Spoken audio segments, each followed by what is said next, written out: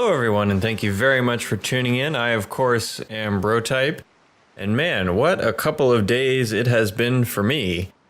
I suffered a hard drive failure, or I suppose to be more specific, a solid state drive failure, which is even more rare, I would think. But luckily, I managed to save everything. The Windows automatic backup actually worked. Who would have thought? So, well, I should say I did not save everything. I saved everything except for the Surface Painter, which decided it was going to completely, I guess, rebuild all of its settings or something. But all my other mods, the settings were saved, even Ploppable Rico and building themes, which in the past I've had to go through and rebuild. Turns out if you have your program folder in the program files, that's where all the XMLs for building themes and Rico live. So you can just copy paste them back in and you're good to go. So without further ado, I'll go ahead and show you the minimal amount of work I got done on the city because I was doing a lot of work on my machine. But the biggest thing, as you saw there in the start, was this new train line that I've built. And I did end up deciding to go with this. I believe this was, well, before I get it wrong, let me just look. Kansas City Union Station. So this is the one I was talking about using in the city, and I thought it looked a little big, and I wanted a terminus station. And the funny thing is, this is not actually a terminus station. If we go in here, and I believe the best way to look at that would be trains. Let's go to the trains tab. Well, either way, you can kind of see these tunnels here.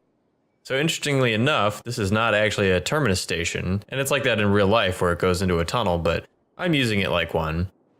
This one over here is not, and I mentioned before that I really do like the model. I believe, again, this, I should have looked it up again, I apologize. I believe this is Lightfoot or Light-footed. Again, I apologize, but this is awesome. I mean, it's awesome looking. And I decided to put it out here where the through nature of the tracks will make a little more sense. So I guess I'll go back to where we started before. There was no split here previously. The line just came in and this split happened under, you can see here where I forgot to fix my Surface Painter. So we'll go in here and talk about this a little bit while I'm doing this. But basically, this is what existed before, is this split of the tracks here. And I wasn't sure entirely what I wanted to do with it, but I put the split here, and then obviously the one goes off to Port McCarthy. That's been that way for a very long time. And then the other one just kind of dead-ended. So in a moment, let me just finish this so it doesn't look quite so awful. And I'll finish the rest of it probably off camera, just kind of lining everything up. The main reason I'm doing this, even though I have decals down and trees and everything, you don't notice so much. But when you zoom out, it kind of removes some of the decals and props, and that's when the Surface Painter is really useful, because that way you don't get that extra green kind of popping in through. So okay, that'll be good enough for now. But as I was talking about, instead of this just ending, I put another split over here, and there's obviously a little bit of waviness here that I'll need to work on, but I put another split up here and brought this one around. I built this giant Y, which I will have to figure out how I want to put buildings in here. I'm not sure if I want to do level crossings, but that's a topic for another episode. And then once I had these two kind of connected over here, I wanted to not just have them connect again, because then, you know, why would it split up here if you could just take this down and reconnect? So I built this little railroad bridge, and it's very, you know, undetailed and basic right now, but I think once we detail this up, put some maybe walls, or maybe just leave the cliff texture, but some buildings around it, stuff like that, I think this is going to look really cool. This reminds me of a lot of bike trails that used to be railroad lines. So they do that a lot, at least in the eastern part of the United States, where I've spent a lot of time. An old railroad track that has been used for a very long time and then not used for a very long time is then turned into a bike trail, community trail, path type thing. And so you see a lot of these types of crossings because I guess that's just the manner in which they build these rail trails, or the railroad tracks that then become the rail trails. Now, while I'm on this topic, I do want to add one of those to my city because, like I said, I've seen them a lot where I live and nearby, and I actually ride one to and from work. I bike to work a lot, and I'm on one all the time, so I can get some good details, I think, for it because I'm on it every single day. But this one, I think I want to be a continual use train line. So I built this anyway. I built that bridge, and this line just goes off this way, and we'll look over there in a minute. And then this line comes down and branches into this station here. Now, I was doing a little bit of research, again, not as much as I normally like to do because of my computer troubles, but I was researching the different ways cities have set up their transportation, specifically the train lines. And what I found was that a lot of cities, at least cities that were established before really trains became popular or, invented even in some cases. You see a lot of this more in Europe than in other places, but even some places, usually on the East Coast of the United States, you'll see 2 very large train stations or even more per city, kind of on opposite ends, or at least connected to opposite ends of the routes, the train lines nearby.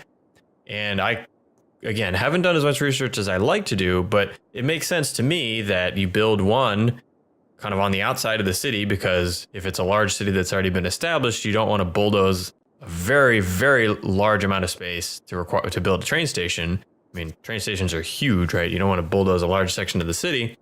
So you build one out where you have a little bit of space, and then you might not necessarily have the right of way or the throughway to connect your train lines to, let's say you build the train station on the south, you don't necessarily have the ability to connect it up to the north.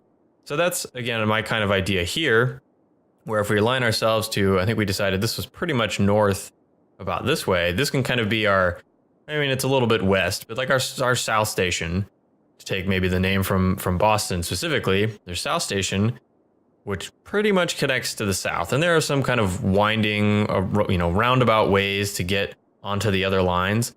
But this is primarily your station if you're going on a train off to the south somewhere. And then on this side, somewhere of the city, you would build your north station again, just using the Boston terminology for now. But we'll have to come up with, obviously we have Bad Nut Station here. We'll have to come up with a new name for this station.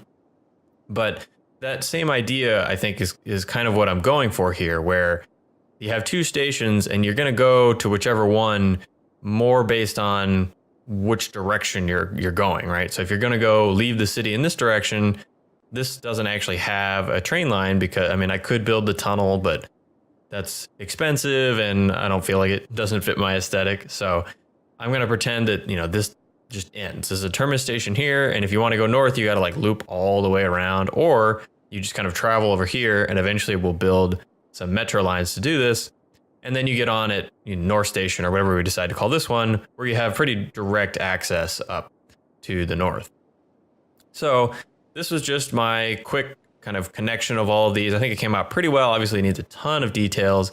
I ran this one out here because I think I want to make this area a maintenance yard, not a huge cargo type yard, which I do have in mind. I don't know where I want to do it yet, but I do want to have kind of a large classification sorting train yard. This is more, I'm looking at something like a commuter train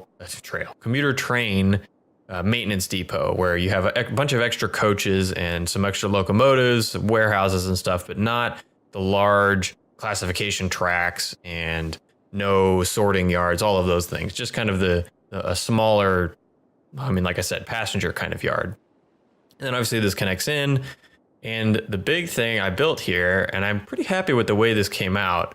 Let's see if we can get a ship nearby. It looks like one just left, or I'll go on the other way. But the problem I was having with connecting these sides of the river is these ships are pretty tall. They're large ships, right? So that makes sense. They're going to be tall. And to make a road or a train line just level to level here, this is almost water level at this point, you have to make this massive, massive bridge. And I was trying to stick to realistic slopes, which just made it enormous. So for example, I'm trying to remember, let's turn this whiteness off. So if I were just to say, take a highway here, you're gonna need it to be, yeah, let's turn the simulation on and see if we can get a ship this high, but you need it, well, here we go. This is an easy way to do this. Let's go find a ship, and I don't think these are the tallest ones. There's some that are a little bit taller. So you need to be, yeah, okay, 30 meters, let's just say, out here. And so by the time you get in here, you get that tall, and then 30 meters requires a very, very long slope, something like this long or so. Again, I was doing my research on realistic slopes, and most bridges have 4%, maybe 5% slope. So you end up with this massive, massive ramp, you know, and this ramp is just, well, it's massive. And I'll probably end up with something like this somewhere, but it didn't really fit with the vision I had in my head for where this was going so far. So I was fighting with how to get, especially a train where the slope is going to be even less, because when we've kind of talked about this, trains are heavy, so you're not going to kind of force it up a very, very steep incline. So the train track here, and again, I'll turn the simulation on. Hopefully we'll get a ship here at some point. But the train track needed a much more gradual increase, and I felt like you don't normally see a lot of trains on large bridges, like very high bridges. So I took it up here this way. Oh, now we get a train. If we had a ship, that would look cool too. Nope, no ship. Okay, that's fine. But I took it up here on this mountain slope, which existed already, but this one did not. So I went ahead and just built myself a little, you know, companion mountain, I guess you could call it. And I kind of looking at the way this mountain range comes in, and, you know, maybe I'll probably fill in a little bit more mountain here and just kind of connect it to make this feel attached to this range, something like that. But for now, I just kind of built this little, you know, lump of land to make this bridge make a little more sense, and for this crossing to be almost level, but still be on the ground at each side. And then we just kind of brought it down. I branched it off again because I've talked about this, I think, a little bit. I do want to have a train line kind of meandering through. This is probably what will be our farmland. So we'll build that later. And then this one just kind of comes back, and I don't know how many episodes ago it was, we were talking about this spur or this kind of branch here being the one that goes up and either this way or that way, all these other things. So I didn't accomplish much, I guess, but I spent, 12 minutes talking about it because it's interesting stuff. So from here, what we're going to do is deal with this little patch of pretty weird, weird looking land here. I mean, I've got this big railroad trench and then this avenue on this side. It's kind of isolated from all this stuff. So what I've decided to do, I don't have a name for it yet, but for now, this is my little district here.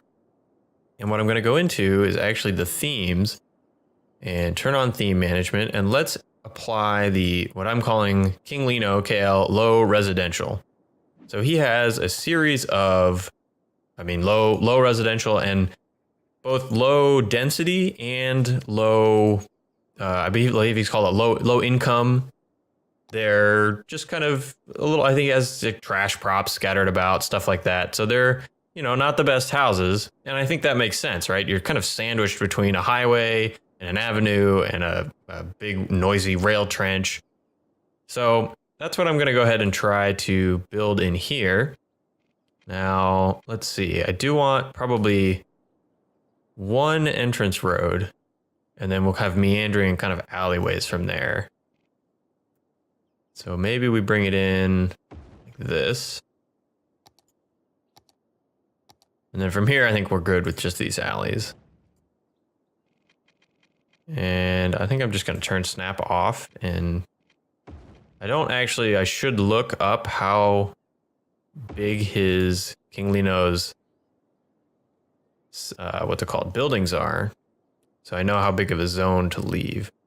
So let's take a look here. KL, low residential, low level residential, not level 5. Here we go. Okay, so here are all these little houses that he's made. And like I said, I believe they come with props and things that make them look a little more integrated.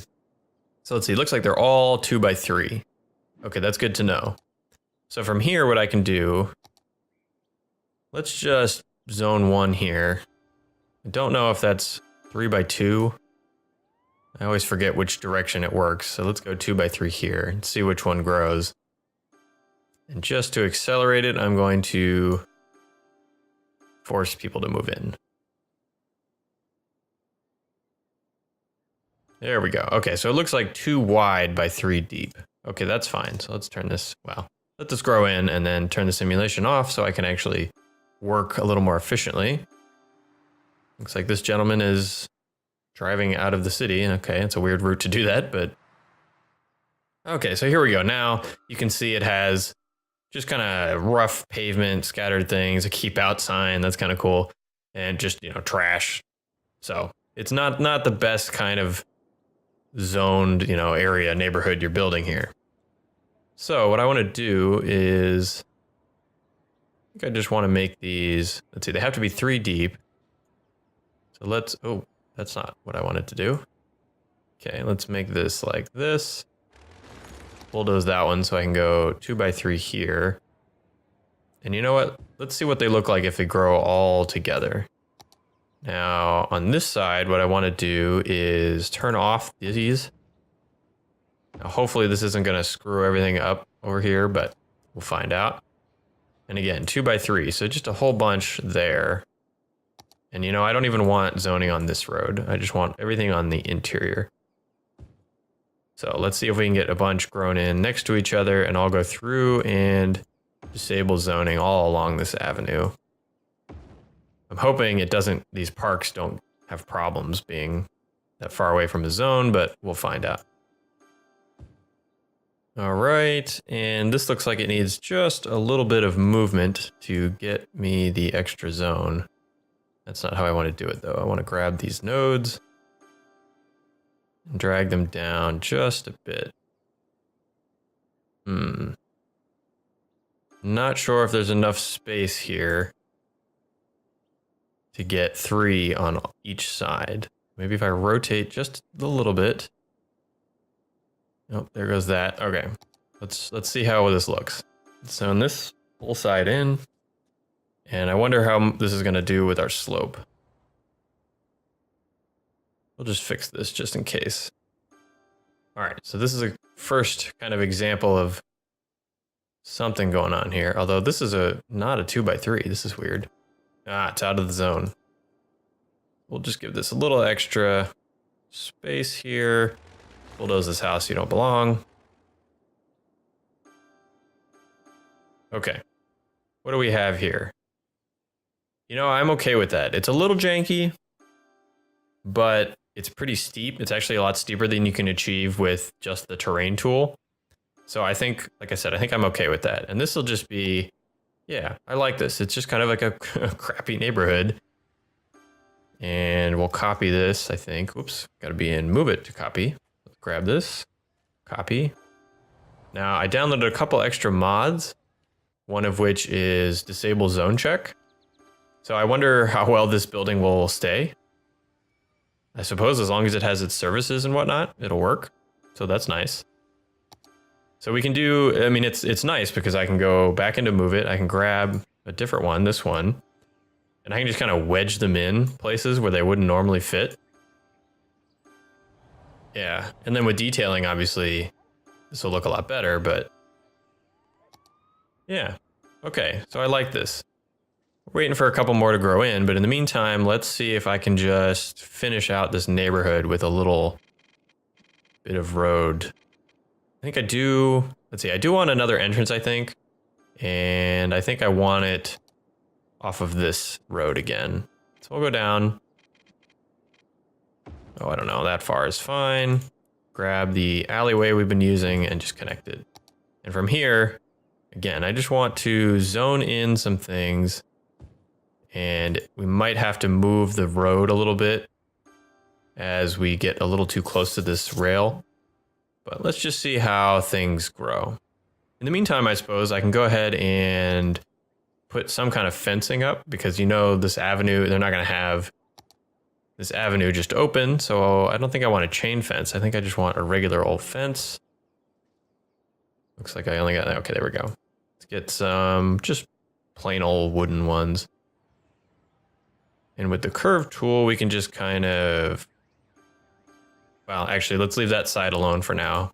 We're going to do this side first and see how it looks. And you know what? Let's just see if we can get this whole thing in one swoop. That would be convenient. Okay, almost. Let's see if this is a little too... There we go. Whoa. Sorry about that lag looking that direction, man. Right, yeah, okay, so there we go. There's a good bit of fencing, and then we'll bring this fence down, I think, in between each house or in between a couple houses. But let's look at how this looks here. Yeah. Well, I guess I need some room for fencing. So what I might do, especially with disable zone check, is go in and move these houses. I might leave the road where it is and just kind of scoot the houses closer to the road. Yeah, I think that will be nice. So, okay, I'm going to jump into a time lapse at this point and finish some of the, do some of the detailing, the fencing, probably just add a little bit of shrubbery and bushes and like I said, move these houses in a little bit. So I hope you enjoy a little bit of time lapse, and I will be back shortly with the finished result.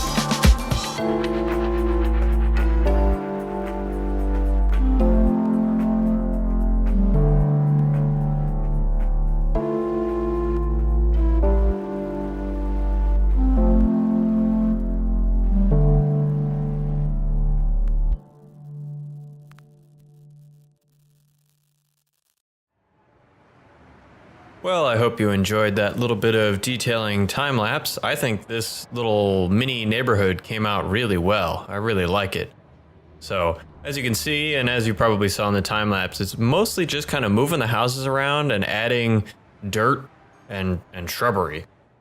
And like I said, I think it came out really nice. I am a little upset about this fence, but I suppose we can live with it. You know, if you're down here in the train, it looks a little choppy, but just kind of move over a little bit and oh my God, the frames. Whew. But we move over a little bit. This looks cool. I mean, it looks just like I was trying to do, you know, just this like rundown, wedged in neighborhood that, you know, dirt all over the road and it's cracked and just trash in the backyards and all kinds of stuff. And we even got 2 trains going.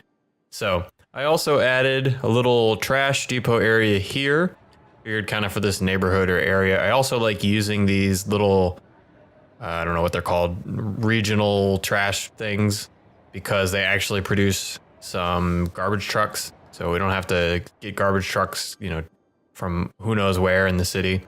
And then this last little thing, this little self-storage depot, is another King Lino asset piece, the 2 pieces. I think there's may or may not even be a 3rd piece, but I thought this will work well. I needed something to fill in this kind of extra little corner, so I went ahead and plopped that in there, just a couple decals to make that fit.